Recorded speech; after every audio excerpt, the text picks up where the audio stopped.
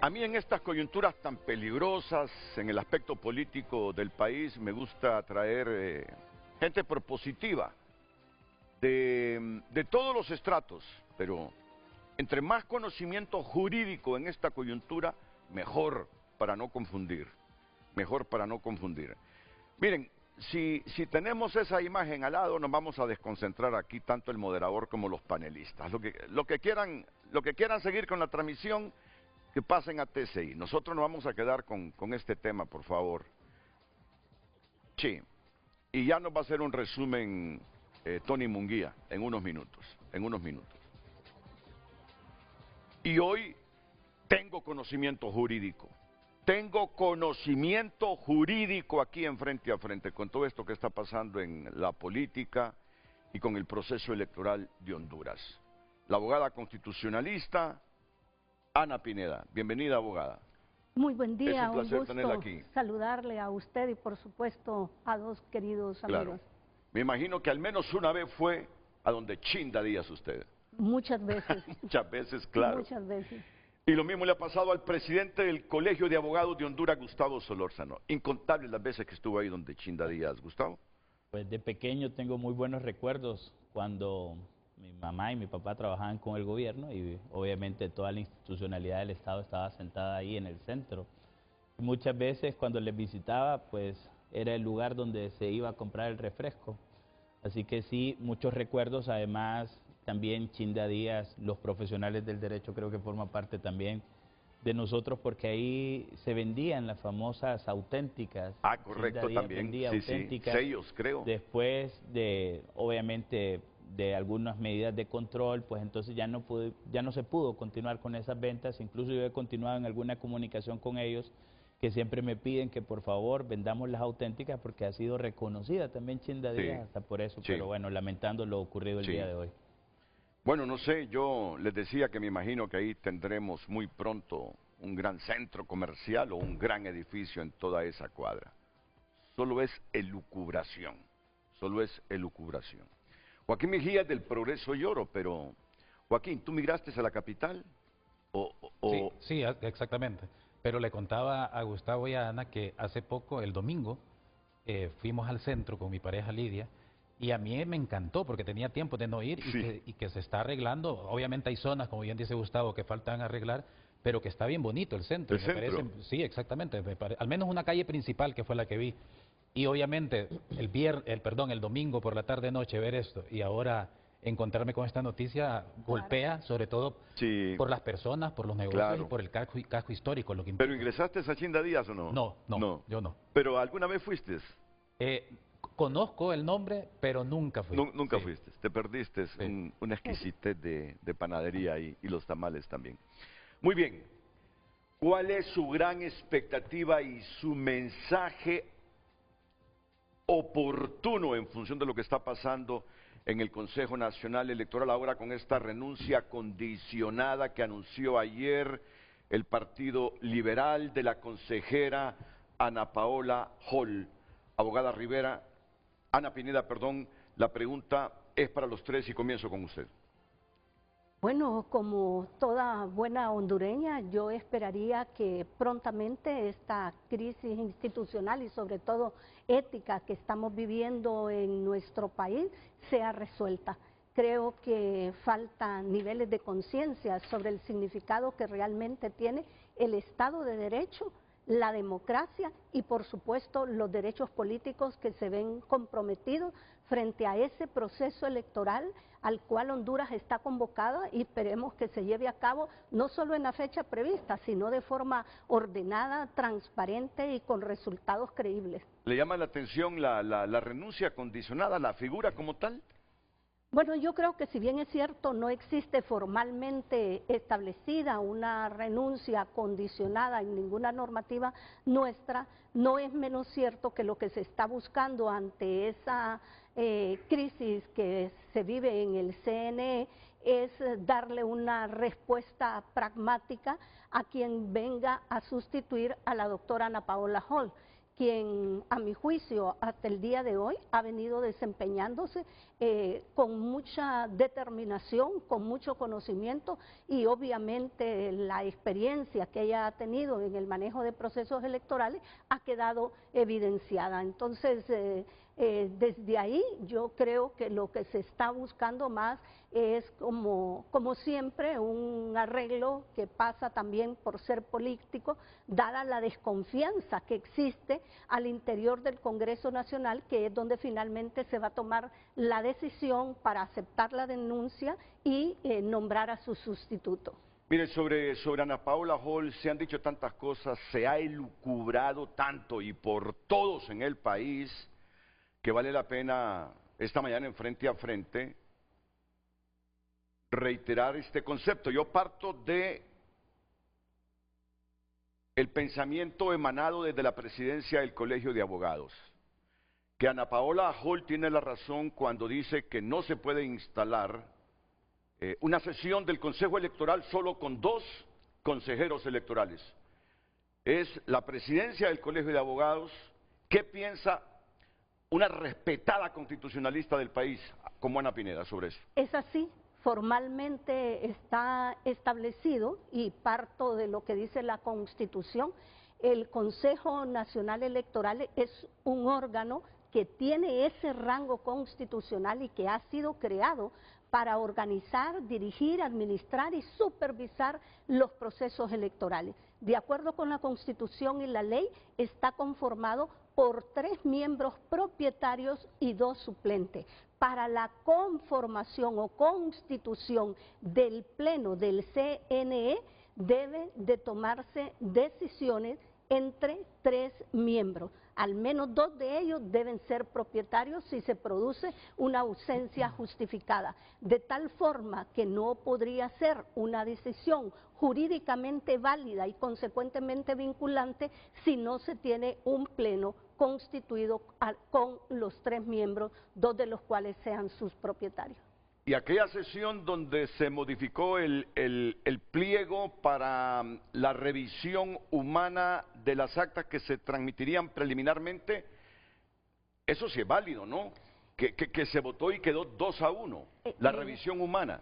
En primer lugar, tenemos que decir que hay 2 decisiones que llaman poderosamente la atención.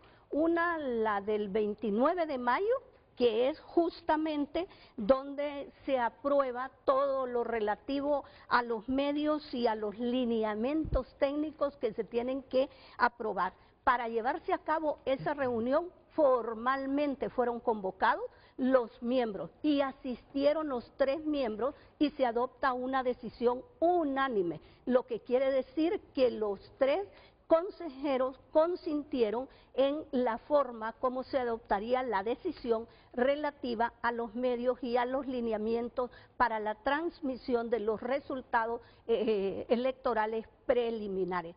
En la segunda sesión, que es la del 15 de junio, donde se aprueban los documentos relativos a lo que tiene que ver con el sistema de transmisión de resultados, al escrutinio general, y todo lo que entraña la divulgación frente a los resultados generales, en esa sesión el Pleno también fue formalmente convocado, asistieron los 3, pero la decisión se adopta por mayoría. Un voto de la consejera presidenta Cosette López y de la doctora Ana Paola Hall, que coinciden en el acuerdo, y un voto en contra. La ley manda que cuando se emita, nadie puede abstenerse de votar estando en una sesión de pleno, pero estando en esa sesión de pleno puede votar en contra, y eso significa que tiene que razonar su voto. En otras palabras, significa dar las explicaciones por qué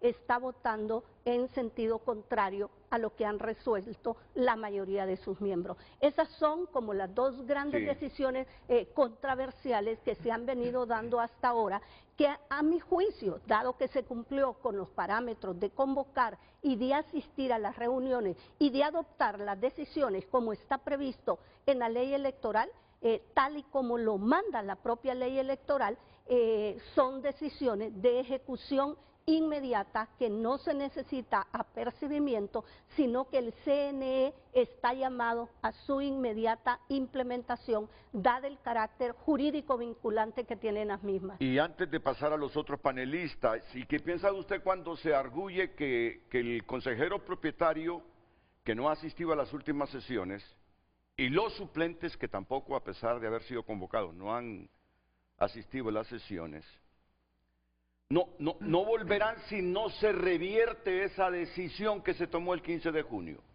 Mire, ese es un punto bastante complejo, incluso hasta difícil de resolver, pero tratando de encuadrar ese hecho en lo que dice la Constitución y la propia ley electoral, yo me remito a considerar esos antecedentes que ya le dije. Las sesiones fueron formalmente convocadas, asistieron y se tomaron decisiones. Evidentemente una de las personas no coincide con lo que esperaba que fuera el resultado, pero no es adoptar una salida de negarse a asistir al resto de las sesiones la respuesta a esa inconformidad con respecto al resultado adoptado.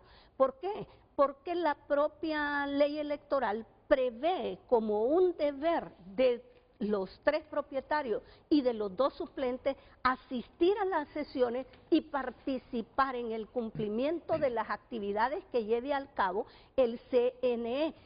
Por eso se complementa esa obligación o ese deber de asistir y de participar en la toma de decisiones con una prohibición expresa que está establecida en la ley. Y esa prohibición significa que nadie puede ausentarse sin causa justificada de las sesiones. Con esta prohibición, el legislador lo que estaba previendo es que el CNE no cayera en un estado de infuncionalidad, claro, y pusiera en peligro un cronograma electoral que es la ruta a seguir para que se lleve a cabo un proceso de elecciones ordenadas, transparentes y de acuerdo a los estándares constitucionales y convencionales de lo que significa un proceso electoral. No obstante, aún estando esta prohibición, existe una resistencia a asistir a las sesiones, me parece que es ahí donde la madurez política y no partidaria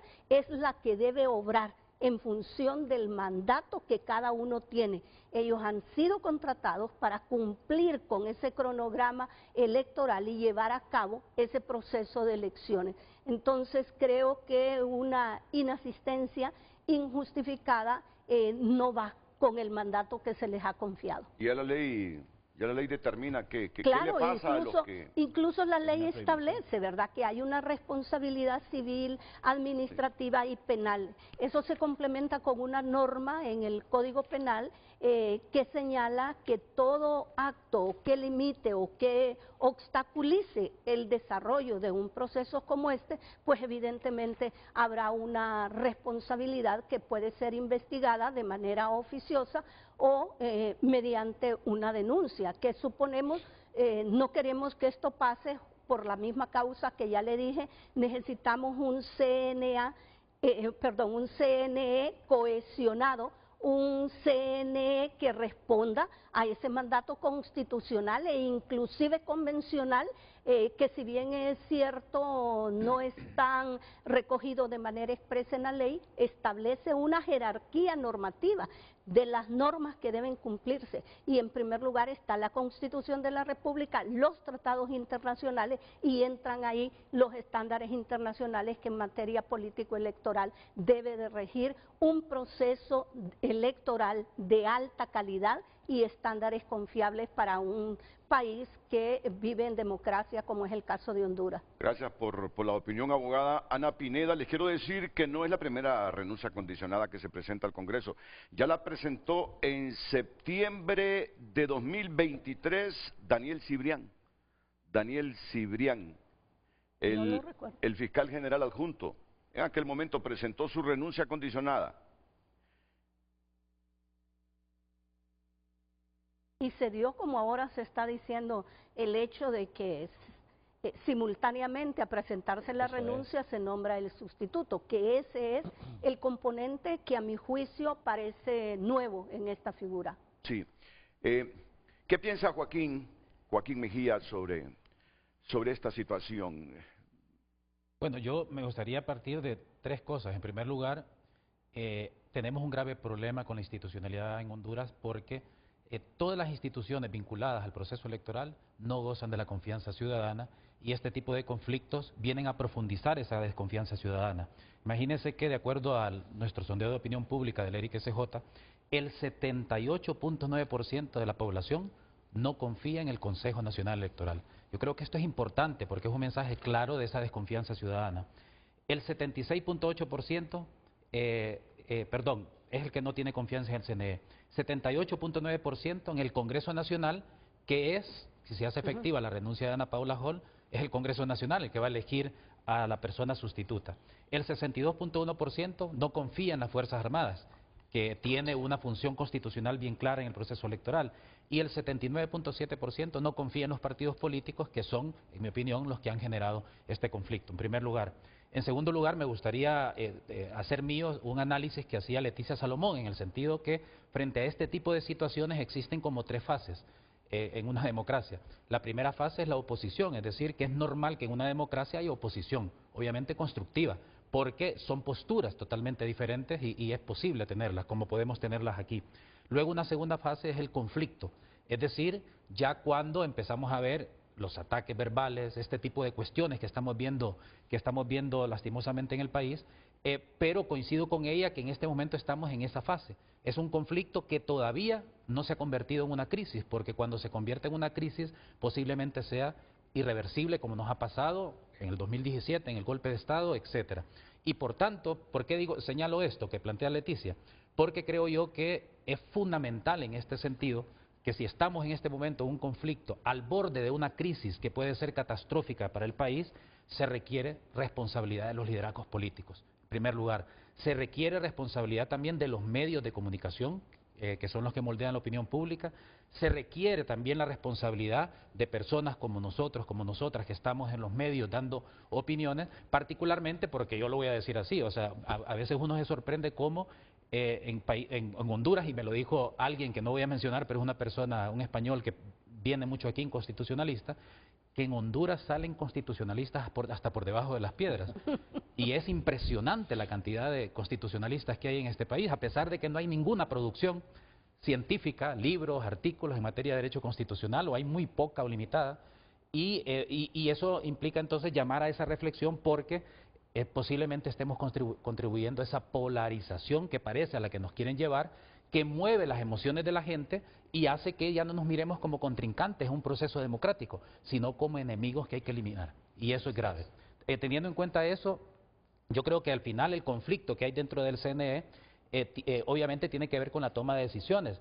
Y a mí en lo particular me parece tan simple, porque la ley es clara, es decir, la ley tiene, y es su artículo 20, establece una regla general en la toma de decisiones. Y la regla general es que los acuerdos y resoluciones deben de tomarse en sesión del Pleno y por mayoría de votos. Son 3, 2 es mayoría de votos. Esa es la primera.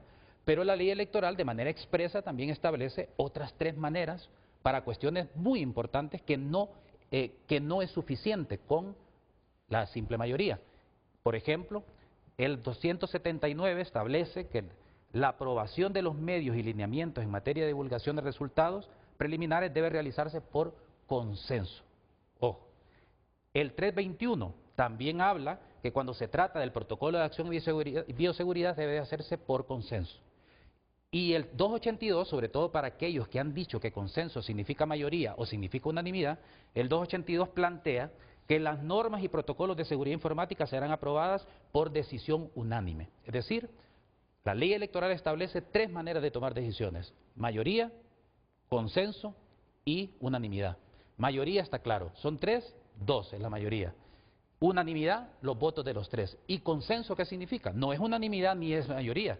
Consenso significa un proceso de diálogo, negociación, en donde las 3 personas que están ahí tienen que ponerse de acuerdo. Y puede ser que una persona no esté de acuerdo, pero que de manera expresa no se manifieste en contra, sino que no está de acuerdo, pero cede y, digamos, se abstiene de manera expresa de decir estoy en contra de eso. Entonces, lo que debemos de preguntarnos aquí, de las decisiones que se han tomado en el Consejo Nacional Electoral, cuáles son esas decisiones que se necesitaban consenso, mayoría o unanimidad, porque eso es lo que nos va a dar la legitimidad de esas decisiones. El día que se revisó o que se aprobó la revisión del TREP, la revisión de las actas de los resultados preliminares que votó en contra Marlon Ochoa, ese es un momento clave. ¿Cuál es la opinión que tú tienes de esa sesión del 15 de junio? Bueno, el 279 es claro, aprobación de los medios y lineamientos en materia de divulgación de resultados preliminares debe realizarse por consenso. Ok. ¿Cómo se tomó esa decisión? Por consenso. Por consenso. Entonces, ¿para ti está bien? ¿Sí? El 270, es que no es si está... No, correcto, sí, correcto, sí, pero o sea, a mí siempre me gusta remarcar. El 279 es Sí. claro, o sea, cuando se trata de decisiones, e insisto, ¿verdad? Yo creo que es importante que la ciudadanía lo tenga claro, porque aquí es una cuestión de simplemente de legalidad. Hay 3 maneras de tomar decisiones y están de manera expresa establecidas en la ley. Una es la mayoría, que es la regla de las mayorías, que es la norma o es la regla, digamos, para todas las decisiones, siempre que sea en pleno. Luego están 2 que se toman con consenso. Uno, estos lineamientos y divulgación de resultados preliminares, y lo otro que tiene que ver con el protocolo de acción y bioseguridad, que es por consenso. Y la tercera manera de tomar decisiones es todo lo que tiene que ver con el protocolo de seguridad informática, que es por unanimidad, es decir, se requiere el voto de los 3. Yo creo que lo fácil es irse a esas sesiones y ver esas sesiones cómo se tomaron, en virtud de si fue por mayoría, lo permitía, esa sesión era por mayoría, por consenso, por unanimidad. Preguntarse eso e irse a la ley y ahí está claro. No debería haber problemas en este momento si nos supeditamos a la ley. Así de simple. No debería. Sí. Gustavo Solórzano, el presidente del Colegio de Abogados de Honduras. Gracias, Renato, y muy buenos días también a 2 buenos amigos y a quienes admiro también desde el punto de vista jurídico. Me ha tocado compartir con ellos y sé que tienen muy buen criterio. Y reciente y previo al inicio del programa conversamos de que al final uno puede también obviamente tener algunos disensos, pero siempre dentro del marco del respeto, que es lo importante, sobre todo para debatir temas importantes para el país, como es lo que está ocurriendo en el Consejo Nacional Electoral. Y yo voy a iniciar primero con lo que es el tema de la renuncia. En cuanto a la renuncia de un alto funcionario de un órgano derivado de la Constitución de la República, como es el Consejo Nacional Electoral, para que su renuncia sea aceptada, tiene que ser aceptada en primer lugar, también por una mayoría calificada de 86 votos. Cuando se expresa de que tiene que ser una renuncia, que es una renuncia condicionada, creo que lo que quieren expresar es, coincido con la abogada Ana Pineda, que en el mismo decreto o proyecto en donde se presente la renuncia, ahí nomás vaya también lo que es el nombramiento de la otra persona, el cual, conforme, y lo discutíamos al artículo 52 de la Constitución de la República, es una atribución exclusiva del Congreso Nacional y le corresponderá a quien proponga a la nueva persona pues hacer los cabildeos necesarios para que todo pueda salir dentro del mismo acto, es decir, que se acepte la renuncia y al mismo tiempo también de que se haga el nombramiento de la persona que reemplazará por las 2/3 partes. En cuanto a todo lo que ha suscitado como un problema, yo he compartido con Carlos Andino un acta que incluso se publicó hace un par de semanas, en donde aparece lo que muy bien señala el abogado Joaquín, sobre lo que es la aprobación de los lineamientos. Y si se proyecta el acta, que se la compartía Carlos tal vez,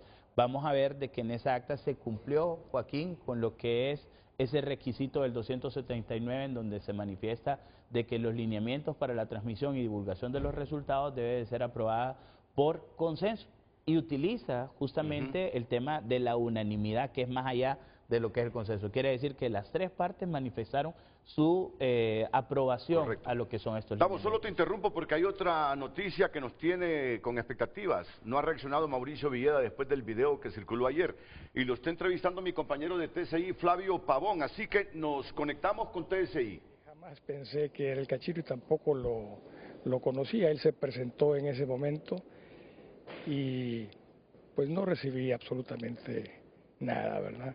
Creo que fue una estrategia y ahorita la divulgación del mismo es para opacar actos de corrupción de este gobierno, crisis política, es lo que puedo decir por ahora. Esperemos. ¿Sí hubo reunión entonces? Pues aparentemente hubo esa reunión, pero no sé con quién. A mí no me consta que ese señor era el Cachiro. Él se presentó, yo no lo conocía. ¿Qué empresario lo invitó a esta reunión? No, prefiero no entrar en detalles todavía. Gracias. ¿Está dispuesto a usted a que lo llame el Ministerio Público? Ya me llamó y ya fui. ¿Cuándo fue usted? Hace varios meses. Sí. O sea que este video no ha sido manipulado. No lo sé. Sí. No lo conozco porque yo hasta ahora lo veo. Pero esperemos, sí. Tengamos paciencia. Gracias. Ok, muy amable. Muchísimas gracias. Mauricio Villeda, donde en este momento está. Bueno, ya vamos a pasar esa entrevista completa. Lo que pude captar es que él niega que estuvo ahí. Él niega a la persona con la que se reunió, que no conoce quién es la persona con la que se reunió. ¿Entendí? Sí, mejor escucharla completa para no estar aquí especulando. La transmitieron mis compañeros de TSI, ya vamos a conseguir. No, pero la quiero desde el comienzo para estar seguro. Sí, consígamela, por favor, correcto. Entonces, Tavo, coincide con el planteamiento jurídico aquí de Pero me gustaría Ana hacer Pineda, la cronología. correcto. O sea, el 29 de mayo se aprobó por consenso lo que son los lineamientos, que estamos claros, son lineamientos bastante generales.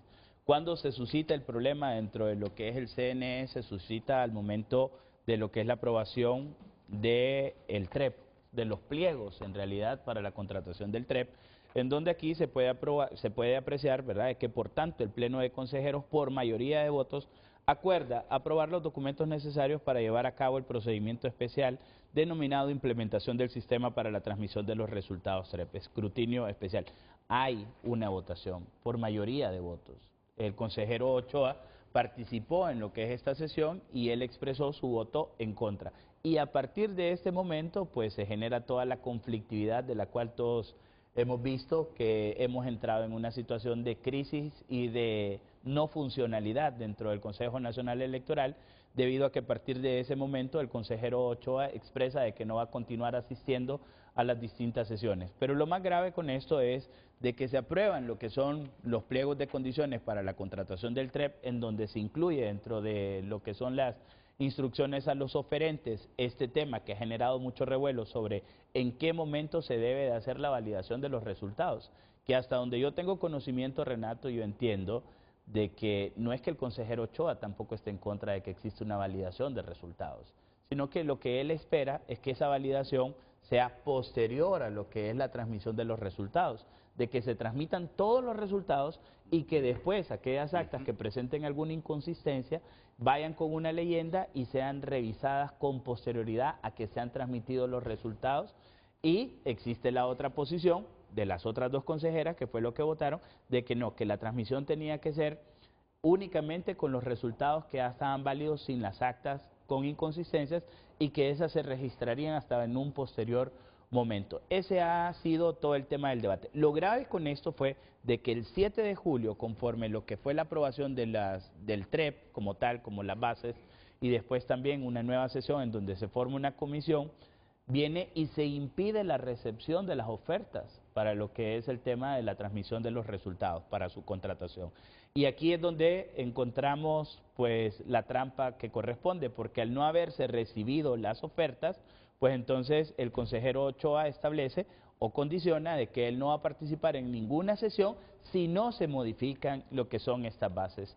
Y conforme el artículo 278 de la misma ley electoral, la adjudicación del TREP debe de ser realizada al menos 4 meses antes de las elecciones, periodo o fecha que vence el próximo martes 29 de julio. Es decir, caso contrario, y así lo manda también el artículo 278, si no se hace la adjudicación, cae la inobservancia de la implementación del sistema a que hace referencia el presente artículo, hará incurrir a las autoridades del Consejo Nacional Electoral en la responsabilidad por incumplimiento de la ley. Y ese es el punto también que ahora tendría que ir también esto al Congreso Nacional para que el Congreso habilite un periodo de tiempo especial para la contratación, haciendo a ellos la exposición o la justificación correspondiente por los asuntos políticos, etcétera. Ahora, si yo fuera la consejera Ana Paola y si fuera la consejera Cosette, pues en ese caso en particular yo me documentaría, porque ellos lo que tienen que justificar es que no ha sido una causa imputable a ellas, sino que ellas hicieron todo lo que estaba a su alcance para sesionar, para adjudicar y que no les fue posible debido a lo que ya todos conocemos. un boicot el día de que se iban a recibir las ofertas y la falta de asistencia a las sesiones, que en mi opinión también hay un incumplimiento de las prohibiciones del artículo 15 del consejero Ochoa, y los 2 consejeros suplentes. Muchas gracias, Gustavo Solórzano. Yo recojo las 3 opiniones con un poquito de voluntad para que esto no fracase y para que el país Falta voluntad. No entre, por eso, no entre en crisis, porque para Joaquín esto es normal lo que estamos viendo. A la crisis no hemos entrado. A la crisis no hemos entrado. Con un poquito más de voluntad de nuestras fuerzas políticas, de nuestros liderazgos políticos, podemos superar este asunto. Ya van a profundizar los 3 sobre las opiniones importantes y oportunas que nos han manifestado esta mañana. Antes, mi compañero Flavio Pavón de TSI nos divulga toda la entrevista completa, que es corta, que le ha hecho al diputado Mauricio Villeda, ex candidato presidencial. Ayer trascendió un video donde supuestamente participó en una reunión con narcotraficantes que le ofrecían $400,000. ¿Qué ha dicho don Mauricio Villeda? Flavio, adelante. Muchas gracias. En este momento se encuentra el diputado Mauricio Villeda, que viene acá en este momento saliendo de la Basílica de Suyapa. En este momento puede observar usted que viene caminando acá con algunos familiares y vamos a tratar de dialogar con él de esta situación que está ocurriendo. Vamos a dialogar con él en este momento que viene saliendo de acá. Buenos días, diputado. Saludamos de ahí mismo. Buenos días. Buenos días. ¿Qué tal está? Bien, muchas gracias. Disculpe que lo venimos acá a interrumpir con su familiar. ¿Qué nos puede decir, don Mauricio, sobre lo que está ocurriendo, sobre esta situación, sobre este video? Pues mire, ese video fue anunciado desde que Juan Orlando propuso como testigo a un cachiro allá en Nueva York. Tiene bastante tiempo de haberse anunciado. El contenido, pues yo no lo conocía y creo que no puedo referirme a él todavía. Me parece que hay que esperar a ver qué dice la Fiscalía, a ver qué tiene que decir. Lo que puedo es deducir que era una trampa, que se ve ahí en la parte introductoria que habían planificado todo para una visita. Yo asistí a donde un empresario que iba a ayudar económicamente. Jamás pensé que era el cachiro y tampoco lo conocía. Él se presentó en ese momento y pues no recibí absolutamente nada, ¿verdad? Creo que fue una estrategia y ahorita la divulgación del mismo es para opacar actos de corrupción de este gobierno, crisis política, es lo que puedo decir por ahora. Esperemos. ¿Sí hubo reunión entonces?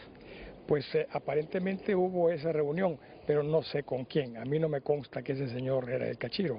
Él se presentó, yo no lo conocía. ¿Qué empresario lo invitó a esta reunión? No, prefiero no entrar en detalles todavía. Sí. Gracias. ¿Está dispuesto a usted a que lo llame el Ministerio Público? Ya me llamó y ya fui. ¿Cuándo fue usted?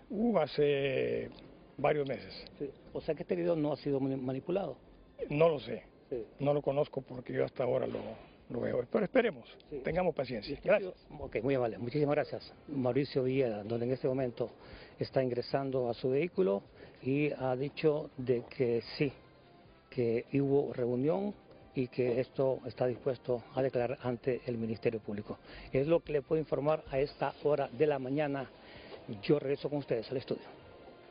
Muchas gracias, Flavio Pavón, de los noticieros TSI de hoy mismo. Él llegó a la reunión con un empresario, cree que hubo una trampa porque allí aparecieron los cachiros, él no los conocía, así lo ha resumido Mauricio Villeda, que cree que le hicieron una trampa en esa reunión a la que en efecto se produjo con un empresario que facilitaría recursos para la campaña de Mauricio Villeda, pero que ahí aparecieron los cachiros. Al final dice, yo no recibí $400,000, ya él declaró en la Fiscalía y ahora está supeditado a lo que decida la Fiscalía, si lo va a imputar, si no lo va a imputar. Así lo resumo justamente cuando el periodista Flavio Pavón lo abordó al salir de la Basílica de Soyapá. Esa es la Basílica, ¿verdad? Esa es la Basílica de Soyapá. Muy bien. Hay un puntito en todos estos documentos en los que Joaquín Mejía tiene un punto de vista contrario. ¿Podría decirlo así? Bueno, más bien es un punto de vista que creo yo que debemos de, cuando yo planteé de las tres formas de decidir, correcto, es para que la ciudadanía entienda y que vea esta decisión que se tomó el Consejo Nacional cabe aquí, aquí o aquí. Entonces, ahora lo que Gustavo nos leyó, la pregunta que debemos de hacernos es si esa resolución, ¿en dónde cabe? ¿En el artículo 20 por mayoría, en el 279 o 321 por consenso o en el 282 por unanimidad? ¿A cuál resolución te refieres, Joaquín? Bueno, la que acaba de leer Gustavo, que tiene que ver con aprobar los documentos necesarios para llevar a cabo el procedimiento especial X denominado Implementación de Sistemas para Transmisión de Resultados Electorales Preliminares, Escrutinio General y Divulgación de Resultados de Elecciones Generales 2025. Esa es la que tiene que ver con la revisión. Y dice, esa es la que tiene que ver con la aprobación de los pliegos para la transmisión de exactamente, y que dice que se tomó por mayoría. Correcto. Entonces la pregunta es, lo primero, eso es lo que yo planteo, esa decisión ¿dónde cabe? Consenso, mayoría o unanimidad. Exactamente, entonces, insisto, ¿verdad? Tal vez Gustavo y Ana nos ayudan. En el artículo 20 general, porque dice los acuerdos y resoluciones de manera general. Sí. Luego, de manera expresa, el 279 dice aprobación de medios y lineamientos en materia de divulgación de resultados preliminares por consenso. ¿Eso cabe aquí? O sea, es la pregunta que planteo. O ¿cabe en el 321 que dice un protocolo de acción y seguridad? Obviamente no. ¿Cabe en el 282 que habla de normas y protocolos de seguridad informática, que es por unanimidad? Obviamente no. Entonces nos quedan únicamente dos salidas. O por mayoría, artículo 20, que es la norma general, o por consenso, que es el 279, que habla sobre los medios y lineamientos en materia de divulgación de resultados preliminares. Publicar, creo, la respuesta de Ana Pineda y de Gustavo Solórzano inmediatamente después de la pausa y las valoraciones adicionales que sobre la temática planteada haga también Joaquín Mejía. Así que atentos. El tráfico es presentado por Rendy Llantas. Trae tu vehículo a Rendy Llantas y llega lejos en manos seguras.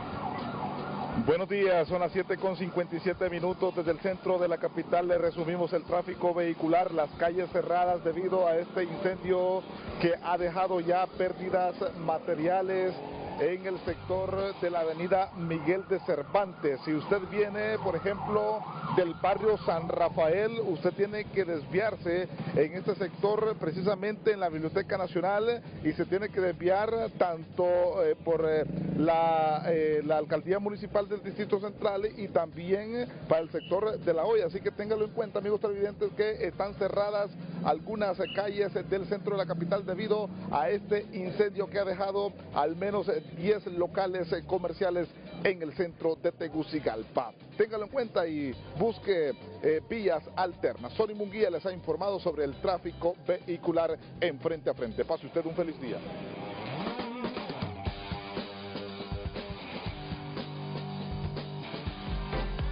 El tráfico fue presentado por Rendy Llantas. Trae tu vehículo a Rendy Llantas y llega lejos en manos seguras.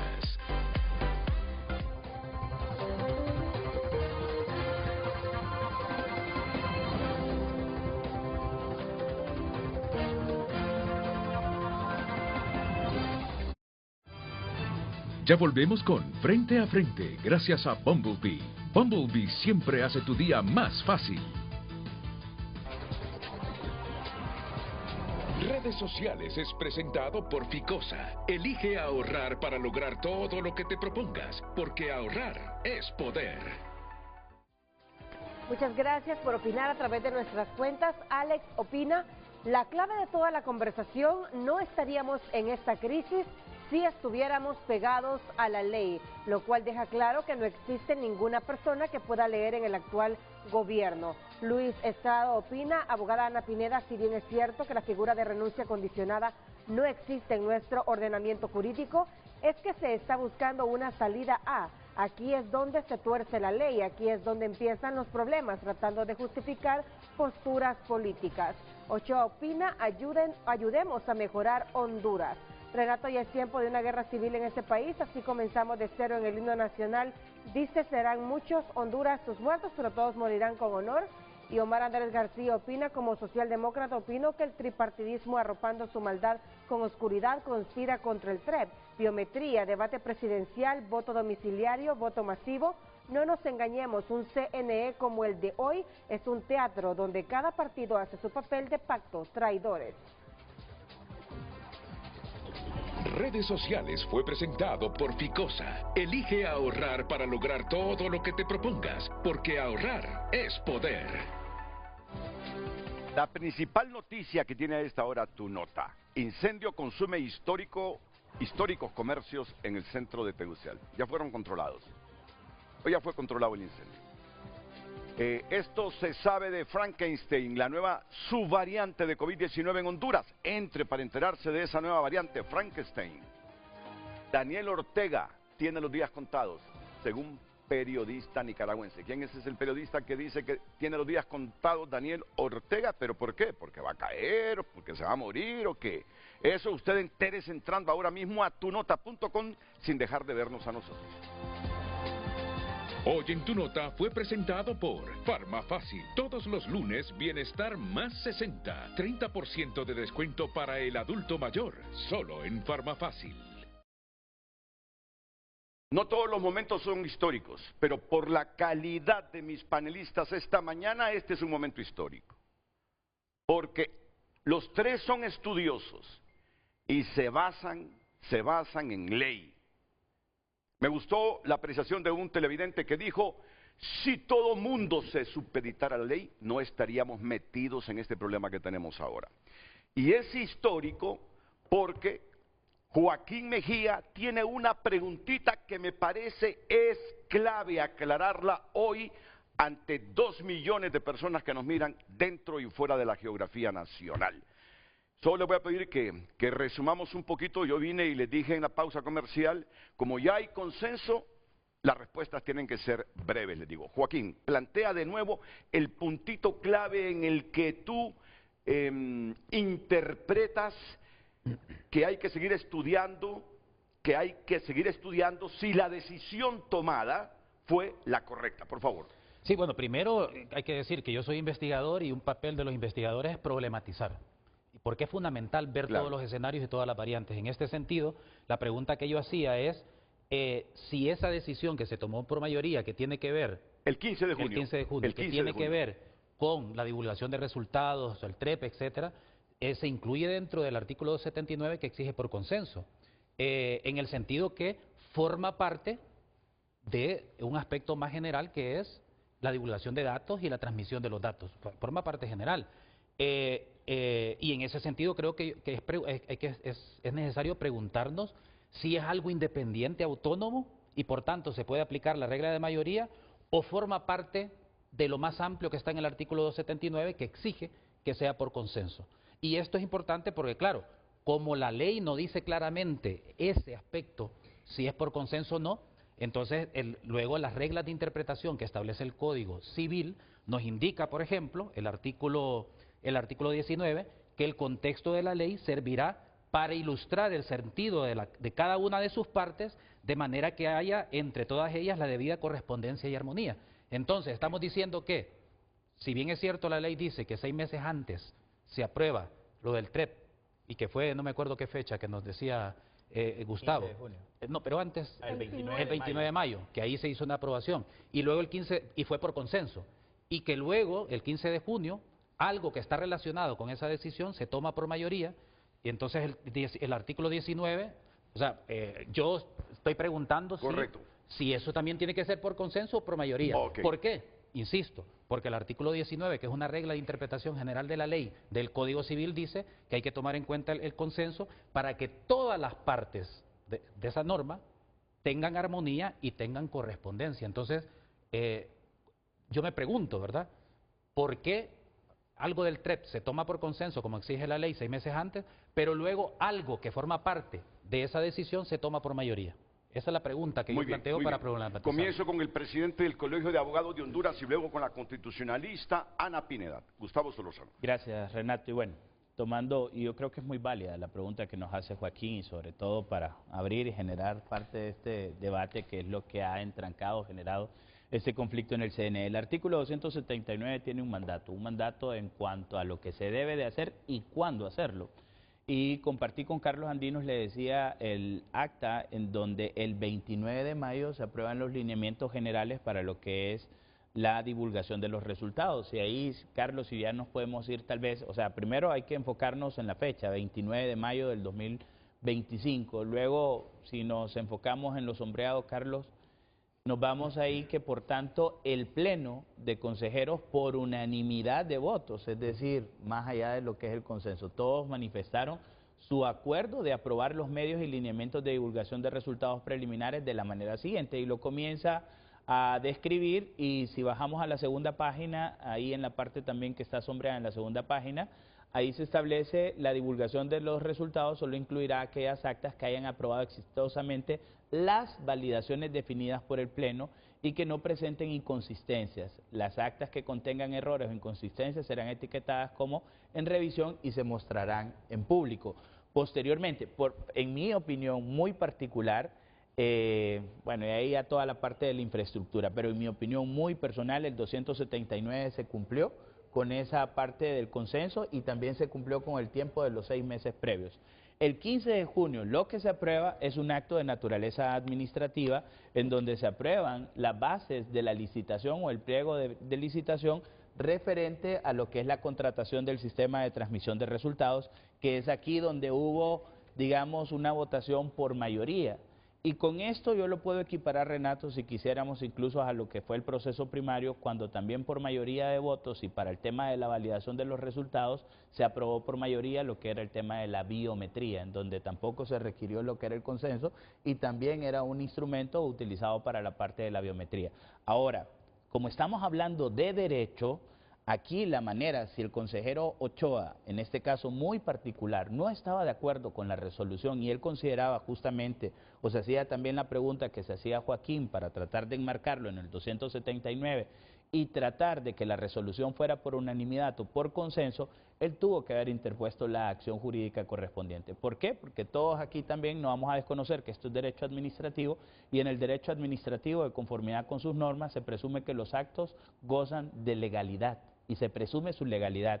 Y si hay alguien que tiene algo en contra de la legalidad de un acto administrativo, lo que le quedan son las acciones también administrativas ante las instancias que corresponden, que creo que fue lo que no se hizo por parte del consejero Ochoa, y por lo tanto esta resolución adquirió firmeza. Y al adquirir firmeza lo que queda es su ejecución. ¿Qué es lo que ocurrió? 7 de julio, y vuelvo a mencionar la fecha porque el 7 de julio fue un acto de fuerza mayor en donde se impidió la entrega de las ofertas y es el punto en donde nos encontramos totalmente obstaculizados al proceso electoral y que, si a mí me pregunta, incluso tiene responsabilidad penal para quienes han obstruido el cumplimiento del cronograma electoral, que en esta misma resolución del 15 de junio se aprueba, como se puede ver ahí tal vez en pantalla, se aprueba lo que es el cronograma referente a lo que es el tema relacionado con el calendario para la adjudicación del TREP y que finaliza el 29 de julio con lo que es la adjudicación, dando cumplimiento al otro artículo de la ley electoral que es el 278. Ana Pineda. Coincidir totalmente con la explicación que ha dado el abogado Gustavo Solórzano. Efectivamente, en la decisión del 29 de mayo es una decisión unánime y es esa la que se enmarca en el artículo 279 que habla del consenso. Se refiere a la aprobación de los medios y lineamientos de divulgación de resultados preliminares, lo que quiere decir que de manera expresa se cumplió con los presupuestos establecidos en el 279. Es válido también, como dice el doctor Joaquín Mejía, preguntarse si el segundo acto en el que se aprueba por mayoría todos los documentos relativos al proceso de contratación y adjudicación de lo que es el TREP, de lo que se refiere al escrutinio general y a los resultados generales, pueden verse comprendidos en la misma norma. Pues aquí la verdad es que no hay un artículo que con la debida certeza nos pueda aclarar eso. Lo que nos sirve para fundamentar que la decisión es válida es que fue adoptada por mayoría, y en esa mayoría hubo una deliberación, y el consenso es la capacidad deliberativa que tienen los miembros de un órgano colegiado para dialogar, para consensuar o consentir en un punto particular, aprobándolo o no. Entonces ahí vemos entonces que se cumplen los presupuestos, pero el artículo número 20 nos dice algo muy importante que debemos considerarlo. Los acuerdos y resoluciones, y habla en términos generales, serán leídos y aprobados al final de la sesión para efecto de su vigencia y ejecución inmediata, salvo el caso de los actos y resoluciones de carácter general que deban publicarse previamente en el Diario Oficial La Gaceta para los efectos legales de notificación y conocimiento. Seguidamente dice lo siguiente, literalmente leo: se presume la legitimidad de los acuerdos y resoluciones del Consejo Nacional Electoral, y éste tiene la potestad de ejecutarlos a través de sus órganos competentes sin previo apercibimiento. Lo que quiere decir entonces que las dos resoluciones fueron consentidas, surtieron ese efecto de vigencia, de ejecución inmediata, y no hubo ninguna interposición de recurso o impugnación sobre la forma en que se adoptaron esas decisiones. Joaquín.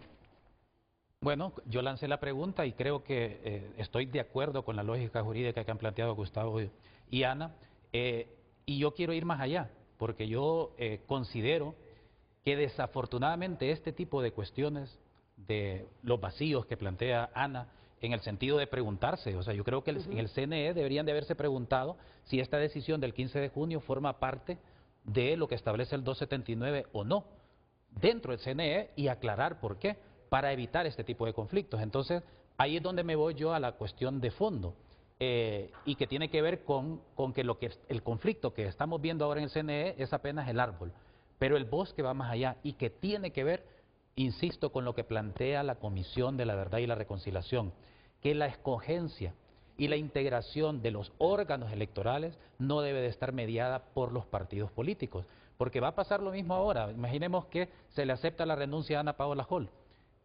¿A dónde va a llegar la decisión de nombrar a quien la va a sustituir? ¿Se va a resolver el problema?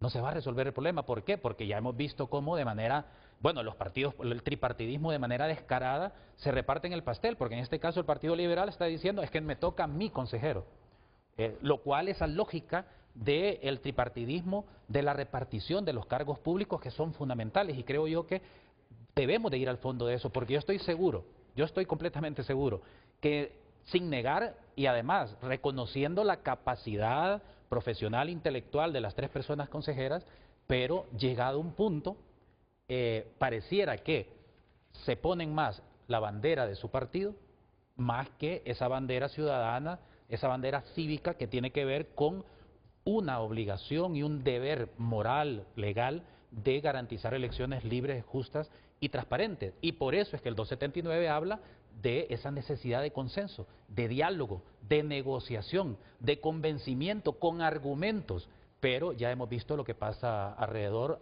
de todo este conflicto al que nos han llevado. Y me gustaría también una respuesta ya breve de ustedes después de las dos pausas comerciales siguientes.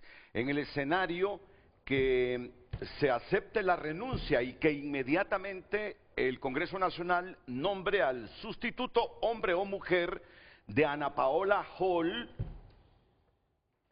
este debe ser el presidente del Consejo Nacional Electoral a partir de septiembre, o como lo están diciendo desde el gobierno y desde el Partido Libertad y Refundación, por cuestión rotativa, por antigüedad y por orden de precedente, debe ser Marlon Ochoa, después de la pausa comercial.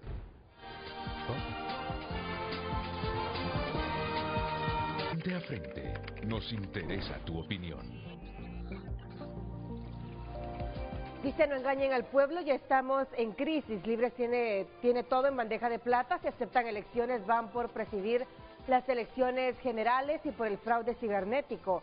Sin intervención humana, asegurando sus 4 años más, y la oposición no acepta que no hay elecciones y van por ANC, escribe este televidente.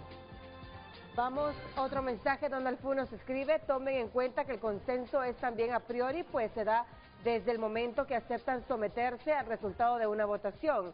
En cambio, la unanimidad solo puede darse a posteriori, no es lo mismo. Muchas gracias por sus mensajes.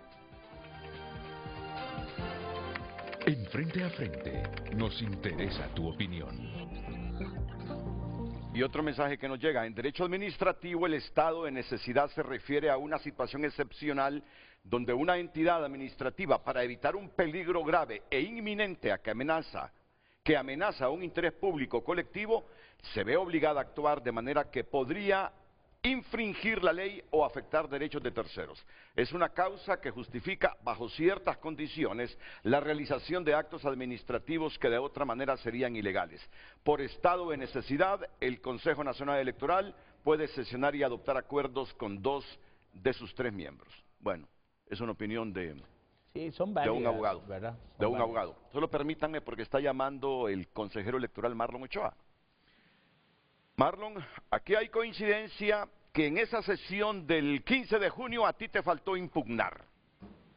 Así de simple, así lo resumo, que a ti te faltó impugnar. Adelante, Marlon Ochoa.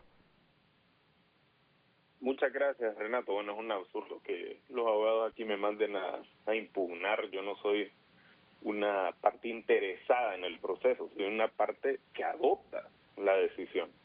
Mire, esa decisión del TREP, Renato, es ilegal por 2 razones. La primera razón es la que se ha discutido ampliamente acá, y pues obviamente no comparto el criterio de los abogados. Creo que hay una confusión en lo que han expresado. En primer lugar, la decisión no se adoptó por consenso. El 279 exige que los medios y lineamientos en materia de divulgación de resultados preliminares se adopten por consenso. El pliego de condiciones del TREP modifica el lineamiento para la divulgación de resultados preliminares. Nosotros, como ustedes bien lo han relatado ahí, el 29 de mayo adoptamos una decisión por unanimidad relacionada con los medios y lineamientos de divulgación de resultados preliminares. 17 días después, las consejeras, por mayoría, adoptaron una modificación a ese lineamiento. Es absurdo, pienso, y es una leguleada a las que estaríamos históricamente acostumbrados a observar en este país, que ustedes me vengan a decir que eso es legal solo porque se aprobó fuera del plazo. Eso es un absurdo jurídico. Solo porque se aprobó 17 días después, ya no forma parte del mismo tema relacionado con los lineamientos de divulgación de resultados preliminares. Eso es un absurdo y es faltar a la ética profesional y a la honestidad a la que estamos llamados todos a cumplir, ¿no? En segundo lugar, y pienso que este es el tema más importante porque es el tema de fondo, en ninguna parte de la ley se permite la creación de un nuevo organismo electoral, que es en la práctica lo que se está creando con ese pliego de condiciones. ¿Y por qué es un organismo electoral? Porque se le está facultando para alterar los resultados que se mandan desde las juntas receptoras de votos. El Consejo Nacional Electoral en ninguna parte de la ley está facultado, tiene los poderes para crear un organismo electoral. Tampoco está facultado para delegar la función que tiene en el 283 y peor en un momento procesal previo a la divulgación del resultado preliminar. Los abogados deberían leer la ley electoral, los que tienen su panel, para que entiendan que la ley electoral distingue muy bien el momento de la divulgación del resultado preliminar, que es la noche de la elección, que el artículo 21 manda a que las actas se publiquen de manera inmediata en cuanto se reciben, que el artículo 279 manda a que se publiquen sin restricción alguna y de manera continua y periódica. Y otro momento procesal es el del escrutinio general reconocido en el artículo 283, en donde efectivamente ahí sí se faculta al Consejo Nacional Electoral a hacer una verificación. Esto es posterior. ¿Y cómo debe hacer esa verificación el Consejo Nacional Electoral?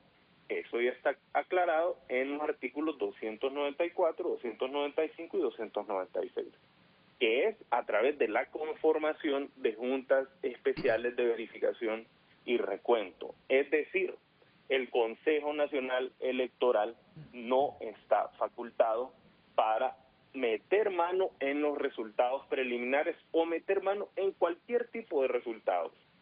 La única facultad que tiene el Consejo es llamar a la conformación nuevamente de una junta especial para verificar los resultados en caso de que encuentre una inconsistencia. ¿Y qué tiene o para qué está facultado el Consejo Nacional Electoral? Para no totalizar aquellas actas en donde a través de las validaciones automáticas se detecten inconsistencias o problemas de suma o inconsistencias, como hicimos en primarias, que nos ayudó enormemente a detener un fraude que venía desde las juntas receptoras de votos, actas en donde existe inconsistencia entre la cantidad de electores según el dispositivo biométrico y lo consignado en el acta. Entonces, ese modelo de meter mano, que fue el modelo a través del que en 2017 se determinó mandar 5.000 actas a escrutinio especial a través de la doble transcripción, y en 2013 se excluyeron de la divulgación de resultados preliminares 3.000 actas en donde se favorecía a la actual presidenta.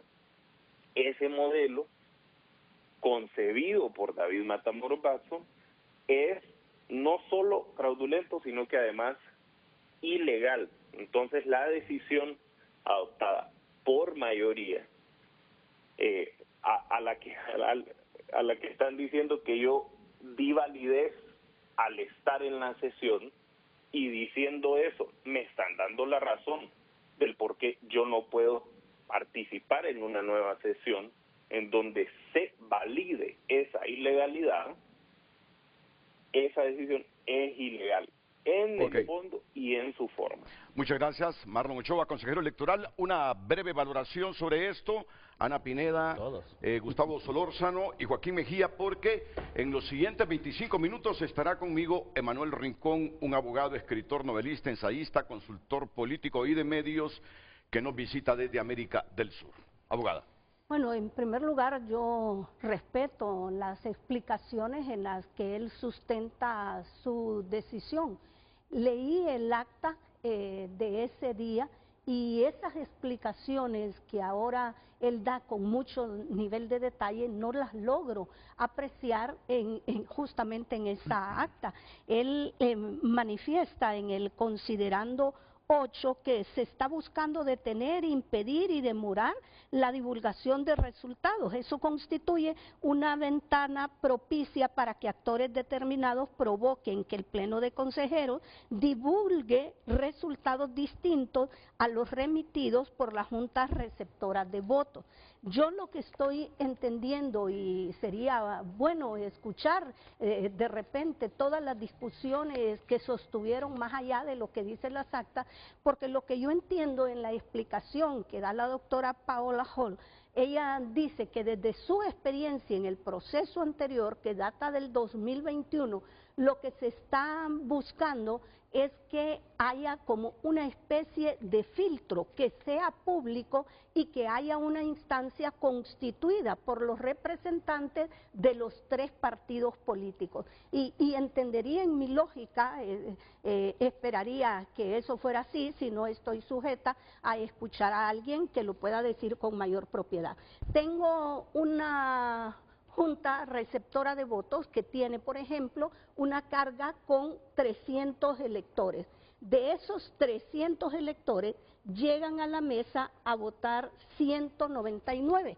El acta dice que hay 199 votantes, pero cuando esta acta pasa al nivel del escrutinio, se observa que al 9 se le puso una pelotita y dice 999, pero se dice en esa mesa solo había una carga electoral de 300 personas. Esta acta, que es la excepción a la generalidad de las actas, no va a pasar a la divulgación pública, sino hasta que pase a un proceso de revisión en la forma que se ha hecho. Entonces, esta dice no pase, hay que sujetarla a esa revisión. El consejero Ochoa, de lo que yo entiendo, dijo no, se van todas, aún esta que pueda tener esa inconsistencia de que solo habían 300 electores, pero aparece 999 porque alguien, como suele ocurrir en las mesas, le alteró al 1 esta. Y esa es la gran dificultad de este momento, que creo que son las cosas que de repente con un grado de madurez política se puede resolver a lo interno de los 3 consejeros. Muchas gracias, Ana Pineda. Les ruego en brevedad, por favor. Muy rápido. En primer lugar, sí decirle al consejero Ochoa que aquí se está discutiendo esto con rigor científico y jurídico, así que nadie está hablando leguleyadas. Consejero Ochoa, yo le invito más bien a usted que si tiene ganas de debatir derecho, ingrese a la universidad y se matricule en la carrera de derecho, después hablamos.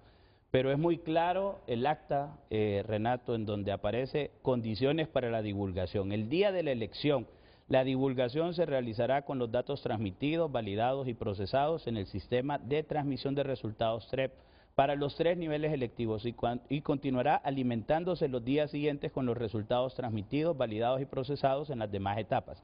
La divulgación de resultados solo incluirá aquellas actas que hayan aprobado exitosamente las validaciones, perdón Renato, que me entró una llamada, las validaciones definidas por el Pleno y que no presenten inconsistencias. Las actas que contengan errores, como el que acaba de expresar ahora la abogada Ana Pineda, o inconsistencias serán etiquetadas como en revisión y no se mostrarán al público.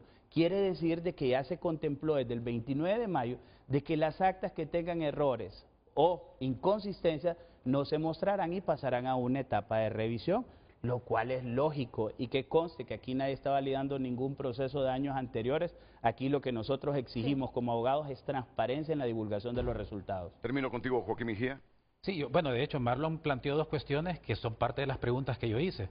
En primer lugar, sí, lo que se decidió en la sesión de junio forma parte de lo que se decidió en mayo y por tanto se necesita consenso, que lo acaba de plantear. Y lo segundo es si la resolución que se da en junio puede ir en contra de lo que se tomó o lo que se decidió en mayo, porque lo que plantea el consejero Ochoa es que lo que se decide en la sesión de junio es contrario o cambia la decisión que se tomó en mayo. En ese sentido, yo vuelvo otra vez a llamar a la cordura y yo creo que también al análisis serio sin descalificaciones. Creo yo que el país necesita que podamos avanzar en diálogos honestos, de altura, sin descalificar a nadie, aunque tengamos opiniones diferentes, pero eso pasa, creo yo, por volver a hacernos esa pregunta. Si realmente lo que se decidió en junio forma parte o no de lo que debía tomarse por consenso en mayo. Porque si estamos con esa premisa, que mientras no reviertan lo del 15 de junio, no voy a sesiones, hombre, entonces aquí alguien está conspirando contra el proceso electoral del 30 de noviembre. Pausa comercial. Yo me despido de mis 3 panelistas y enseguida Emanuel Rincón, abogado, escritor, novelista, ensayista, consultor político de medios, que viene a darnos su opinión de este panorama que hay en Honduras y si es parecido al panorama de otros países en América Latina.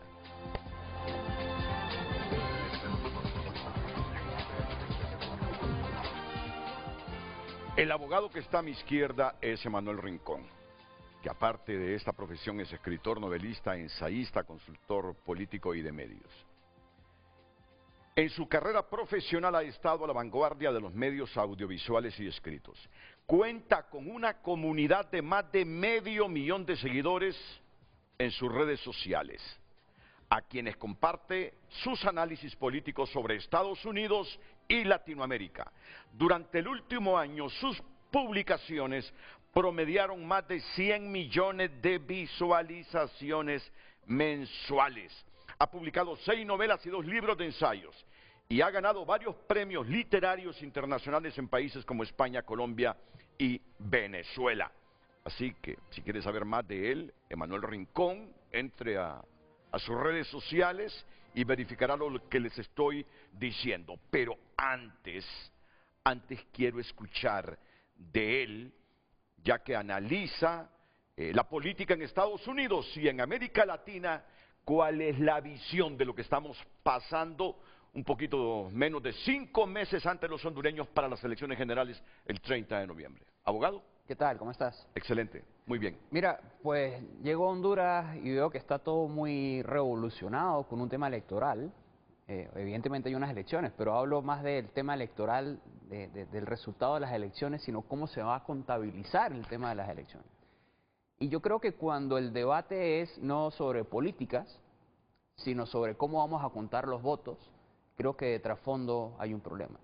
Y digamos, bueno, yo vengo de Venezuela, creo que todos están al tanto de lo que ocurrió en Venezuela, cómo han suprimido a la oposición, cómo se robaron de frente a unas elecciones. Allá ni siquiera dijeron, o ni siquiera hubo un debate sobre qué iban a hacer para contar los votos. Ellos sencillamente dijeron, no, nosotros sacamos más y ya, y punto. Las actas no importan, nada de eso importa. Entonces, no, realmente me preocupa lo que está pasando, me preocupa. Mira, aquí el puntito clave es que hay 2 consejeras que dicen, todas las actas que se presenten o que presenten inconsistencias van a pasar a revisión y no se van a publicar en la transmisión de resultados electorales preliminares. Y hay un consejero, Marlon Ochoa, el que tú escuchabas hace algunos minutos, que es el consejero del partido en el gobierno, que dice, no, que se publiquen todas, que se haga la proyección de la divulgación de los resultados preliminares y hasta después se revisan. Ese es el problemita que tenemos. Ahí estamos entrampados y ha originado todo este problema. Mira, sí, a ver, te insisto, creo que cuando el enfoque es cómo se van a contar los votos y no las campañas políticas, es decir, que estamos desviando como la atención de los temas principales que atraviesan los hondureños.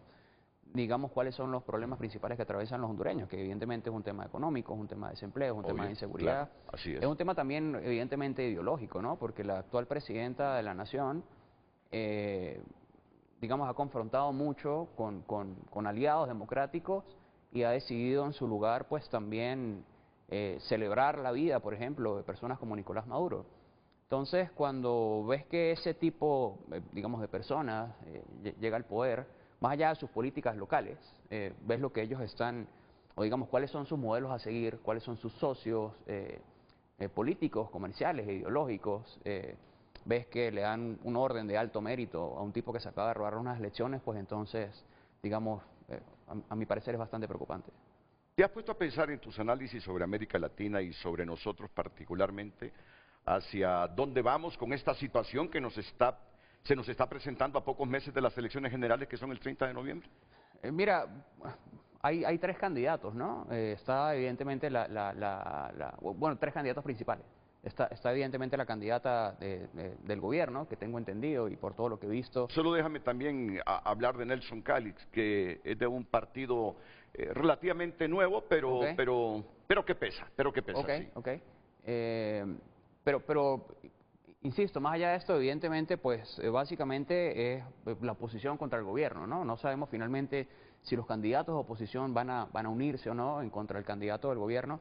pero sí me preocupa porque pues todo lo que he visto de la candidata del partido de gobierno parece que es incluso un poco más extrema o más radical que la presidenta Xiomara Castro.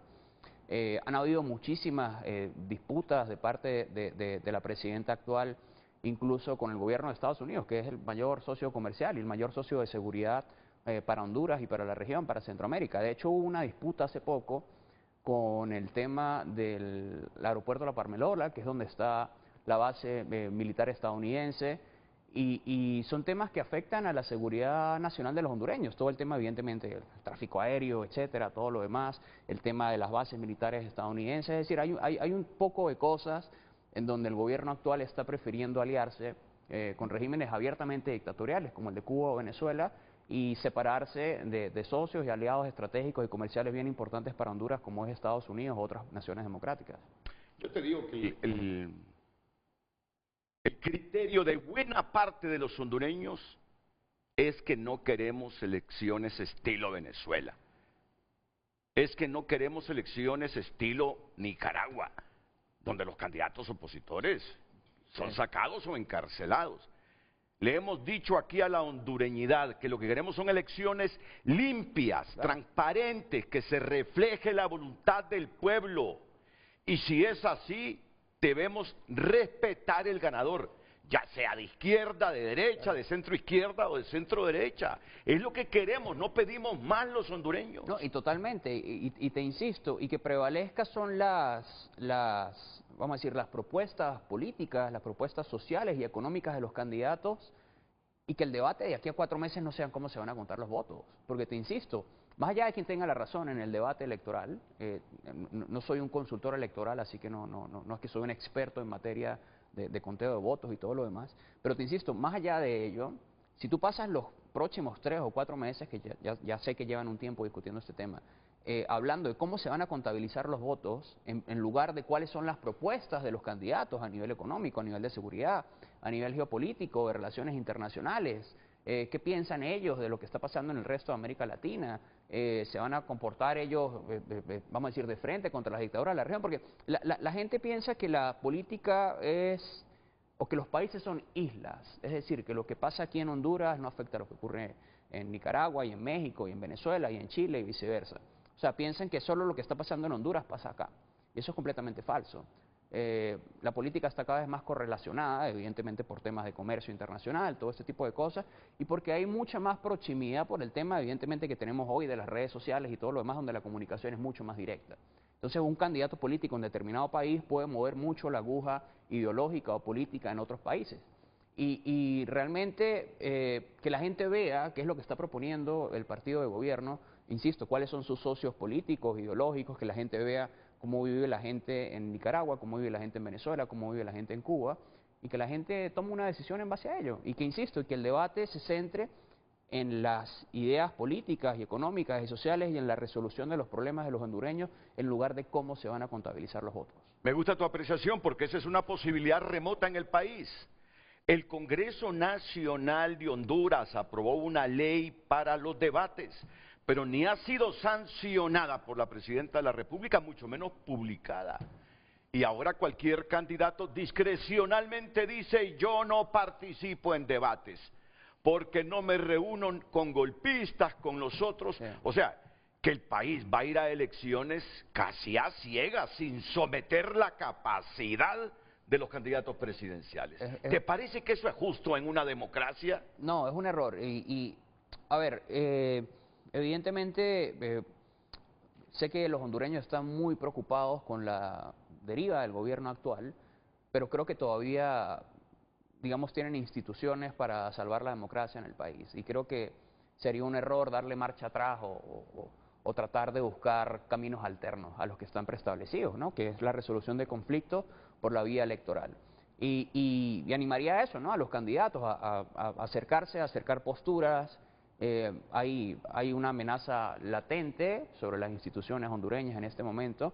Creo que los candidatos podrían tratar de reunirse, de hablar, de discutir cuáles son sus diferencias y sacar el país adelante, porque a fin de cuentas, digamos, es lo más importante. O sea, cuál es el proyecto país de Honduras, y realmente buscar un proyecto político sostenido en el tiempo que le otorgue mejor calidad de vida a los hondureños. Y evidentemente para que eso ocurra, pues tienes que hacer muchos cambios al sistema político actual. Ya nos has dicho que nos merecemos un debate para que la gente decida quién tiene las mejores ideas para el futuro de Honduras, para el porvenir de Honduras. Yo te hago una pregunta,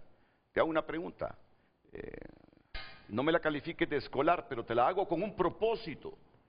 ¿Cuál es la imagen que tienes tú de Honduras, de su economía, de el nivel de vida de nuestra gente? ¿Crees que estamos arriba de Costa Rica? ¿Crees que estamos arriba de cualquier otro país? Quiero tu percepción para que los candidatos entiendan que el problema económico, que el desempleo, que la inseguridad son las cosas que nos están afectando seriamente a los hondureños, pero andamos divagando en problemas estructurales que cada 4 años, este es el debate de los hondureños. Mira, América Latina tiene un problema fundamental, y esto no es solamente un problema de Honduras. América Latina tiene un problema fundamental, que es un problema de estatismo. Y el estatismo me refiero con que básicamente las élites económicas de los países latinoamericanos, insisto, no es un problema solamente de Honduras, piensan que la única forma de enriquecerse es consiguiendo contratos del gobierno. Y se hacen, digamos, todo un tipo de gestiones para sencillamente los empresarios apoyar a un político para que ese político llegue al poder y al llegar al poder le ofrezca determinados contratos y enriquecerse de esa manera. Eso no es libre mercado, eso no es capitalismo, eso realmente no mejora la calidad de vida de las personas, no existe innovación, no existe más empleo, sencillamente existen contratistas del gobierno que se enriquecen de esa manera. Y independientemente si tienen una bandera, que ellos dicen, no, yo soy de izquierda, yo soy de derecha, pero si ellos siguen ese mismo patrón político, ese mismo patrón económico, nuestras sociedades no van a avanzar. Y eso es lo que ha pasado en América Latina durante los últimos 100 años. Llega gente que dice, no, bueno, sí, yo soy más conservador, yo soy más de izquierda, yo soy más socialista, pero todos tienen básicamente esa misma definición o ese mismo entendimiento de lo que es la política y de la forma de producir y de generar riqueza. Lo que tiene que hacer un país para salir adelante es primero que nada quitarle al Estado de encima a los empresarios, darle cabida a los empresarios y a los trabajadores para que ganen su dinero, no estarlos martillando con impuestos, y a partir de allí, evidentemente, con creación de riqueza, la gente va a empezar a salir adelante. Y es lo que necesitamos gente que entienda que la forma no es ponerle un pie o sin una bota encima del cuello a los empresarios, sino precisamente darles las oportunidades. ¿Cómo te puedo ayudar para que tú puedas generar empleo? ¿Cómo te puedo ayudar para que tú le ofrezcas mejores servicios al resto de los hondureños? Y creo que ese es el camino a seguir. Y te insisto, no es un tema aislado de Honduras. En Honduras ocurre, evidentemente, pero también ocurre en gran parte de los países de América Latina. Tú me dices crear las condiciones para esa inversión local y extranjera, generar riqueza, porque si no genera riqueza, claro. ¿Y de dónde la vas a generar? No te la va a generar el gobierno. ¿Qué es lo que le vas a distribuir a la gente si no genera riqueza? Completamente. Y buscar los socios comerciales adecuados. Es decir, ¿por qué tienes a un gobierno, si tú tienes tantos empresarios estadounidenses que, por ejemplo, quieren invertir en Honduras y generar capital? ¿Por qué tienes a un gobierno que quiere romper relaciones con ellos para ir a aliarse con regímenes dictatoriales que no te van a dar absolutamente nada? Que sencillamente lo que van a hacer también es chuparte la sangre. No tiene ningún sentido. Emanuel Rincón, abogado, escritor, novelista, ensayista, consultor político y de medios, continúa con nosotros después de la pausa comercial.